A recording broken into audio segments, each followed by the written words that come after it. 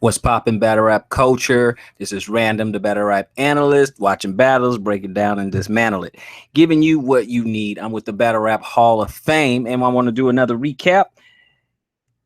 And this is a battle from Franchise versus Brooklyn Carter. Franchise versus Brooklyn Carter. My expectations on this battle was low. I really wasn't looking for it because it was supposed to be out a long time ago, and I just pretty much forgot all about it, actually.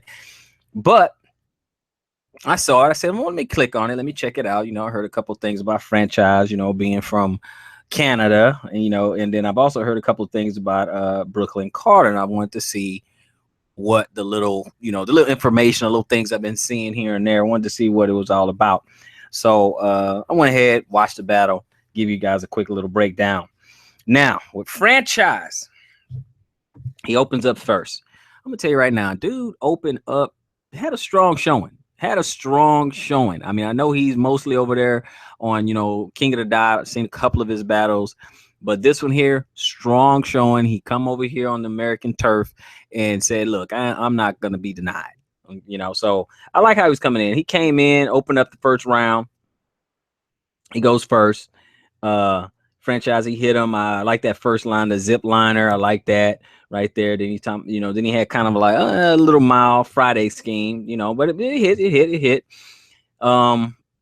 Had a little hornswoggle line and that lifestyle line that was pretty good. But he kept coming. He had some punches in there, He said sound like a sprinkler when he with that silencer. That nice. Right after that, he hit it with yeah, I'm Glueezy. Man, he came with it. He came with some fire. He was spitting some. He got some respect. He earned the reactions that he was getting. He earned the reactions. He had another one, the John spit it back at you, steal yours and spit it back at you. Nice, not bad. You know how I do it. You know how I give it up. It's either hit or miss. So those lines, they hit, gave him a little something. 8 points on that. Like I said, it's just hit or miss. Then Brooklyn Carter, he came. Now, Brooklyn Carter, he has a little bit of a slower pattern, which nothing wrong with that because, I mean, hey, it worked with Tech Nine, and Tech Nine won plenty of battles, and he has a very slow pattern. But Tech Nine performs his much better. Problem with Brooklyn Carter, he didn't have a lot of life. He didn't have a lot of animation, didn't have a lot of life. He kind of just stayed in one spot for the most part. I mean, he moved his arms a little bit, but he, when you don't go back-to-back punches and stuff, and I'm not saying you have to. I'm not saying you have to. You look at Hitman Holla, he don't do back-to-back punches, but he performs, so it makes up for your shortcomings when it comes to punches or lyricism. But you gotta bring something else to the table to help your bars, to help your lyricism if you are lacking. Okay. And Brooklyn Carter, he just had that slow pace, but he hit the patented flow. I did like that, because when I was rapping, I was thinking about his flow. I was thinking about his slow progression of bars and stuff like that. And he said so many the punches, you gave him so many punches, you think it's his birthday. That was pretty good. Then he said left open off the rip, with the bag of chips. It was pretty good. He had like 3 hits in that first round. I'm not gonna hold you. I really wasn't feeling that first round. I really wasn't. It just wasn't enough. It just didn't have a lot. I just felt like, after Franchise's first round, I just felt like, Craig's mom, fight back, Craig. I wanted him to fight back, come on with it, but it just wasn't enough. Let's go to the second round. Franchise opened up in the second round. Keys, he got keys stuck in the door, that was good. Then he had a slip up. He brought it back, and I was cringing right there. I was like, oh man, is he gonna have to like try to get it back 2, 3, 4 times? That's a choke. See, a choke is like when you really can't get it back. You forgot, okay, or is an extended period of time, like a clean paper, or you don't get it back at all. That's a choke. It's extended period. It's like 20, 30, 40, 50 seconds, a minute and a half, if you ever get it back. That's a choke. Slip up, you say the wrong word, or you realize that you're about to say the wrong thing. You start over and then you go back through smooth. Okay, you kind of slip. You kind of caught yourself. You slip, and then you got it back. You were actually able to recover. But clearly, he did a slip up. You can say it's a borderline choke, but he did do a slip up. But it didn't seem to kill him too much, because once he got it, he kept on going. He talking about, his life, no milk, pointed at your side of your head, wet willy, ratchet in my room like my mama at work. He was comfortable with it. Oh man, that was a fire line. Nova Flame.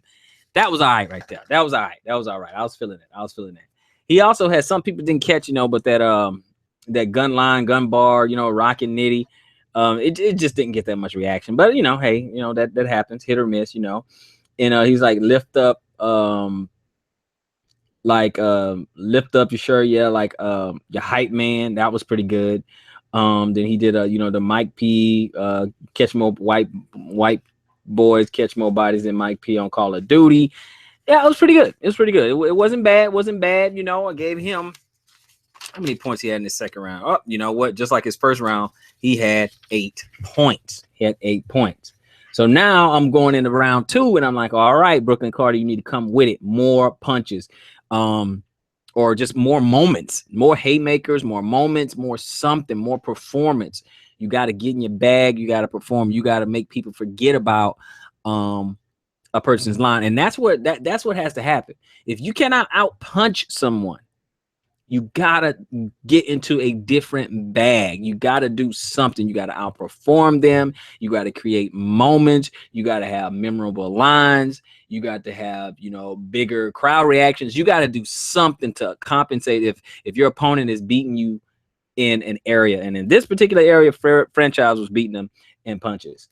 But he goes in the second one, then it's like his stop drop, it was all right. It wasn't enough. He had a few moments and stuff. I don't know. I'm not gonna even front.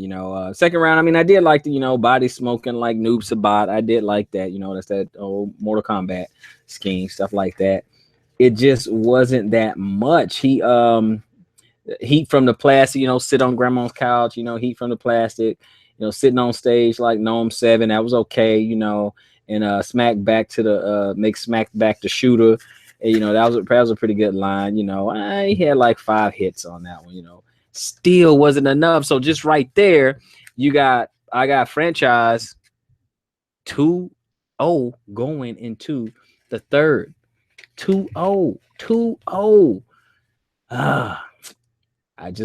I just think Franchise outdid it, so it don't even matter. Okay, so we already know 2-0, but no recap is complete if you don't go through all 3 rounds. So going into the third, Franchise opened back up, and he's like, Becky, like the good hair, looking for Becky. He did the whole JC and Beyonce scheme there. I like that twerk push line. I like that body across the table, a twerk push. I like that.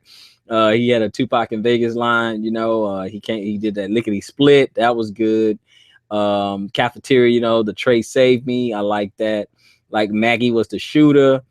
That was good. Talking about he was the dude on the corner that his mother was warning him about. That I like that. That's the difference right there. And they said, knock you down to pick you up. I'm bipolar. Fire line. Okay. Fire line, good third. You know what? I gave him 8 points on that too. 8 hits. Here's the thing, because I'm not a point person. You either it hit or it didn't. Okay. I gave him 8 hits on that. Okay. 8 things landed, pretty well. Gave it, caused me to have some sort of reaction. So I gave him 8 hits on that. And what that is, all 3 rounds, it was 8. Okay. Because all I do, I'm listening to the rounds, I'm analyzing, I'm looking, okay, was that a fire line? Was that good? Did it give me a reaction? Something like that. Because I really don't go on crowd reactions. I notice it, but I really don't go by that.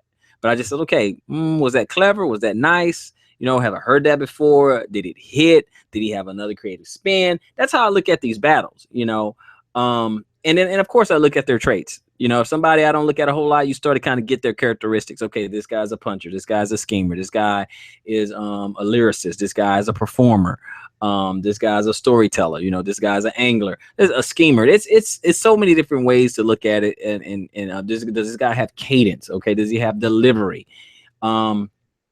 Just different. It's just so many different things. Okay, that you have to look at. But you know, let me go ahead and round it out. Third round. Brooklyn Carter goes, you know, fake fronts, that was okay.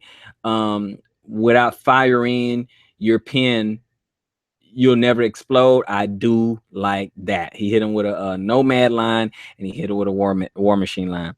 I gave him 4 hits on that. He just didn't have enough, and he had an advantage. When you go second, you have an advantage, okay? Because you get to hear the crowd reactions, you get to see what they're what they're responding to. You looking at your opponent, you're seeing, you know, how they're acting, what they're doing, what's working. You have to win the crowd back over. You have to outperform, stuff like that. I mean, yeah, bars over everything, but guess what? This is a battle, and this is entertainment, okay? It's the whole package, okay? If it was just lyricism and lyricism alone, bars and bars alone, then we can just do spoken word poetry.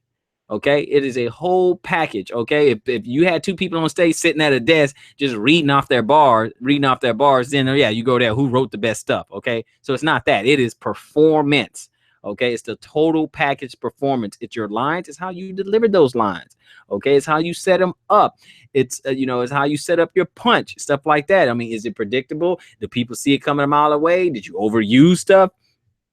A lot of things can be said about that. So, you know, we all look at battles different ways, but this battle, was it a good battle? Was it a good watch? Yeah, it was a good watch. Does it have a lot of replay value? No replay value. But shout out to both of these dudes. They put on a good, show. It was a pretty good look. Hey, it's on URL. You there? You show up, show out. If you get on your URL, that's it. That's all there is to it. That's all we can ask them to do. You know, hey, some people might be big Brooklyn Carter fans or whatever. Hey, I'm not throwing shade towards them or nothing like that. But we gotta call it the way it is.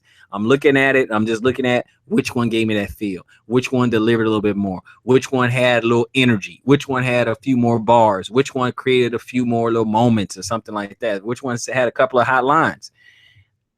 And if you take that into account, it's got to be franchise. It's got to be franchise on this one. So I hate to say it, but hey, franchise 3-0. Franchise versus Brooklyn Carter. I got franchise 3-0. What say you? Comment, like, subscribe. Rock with me.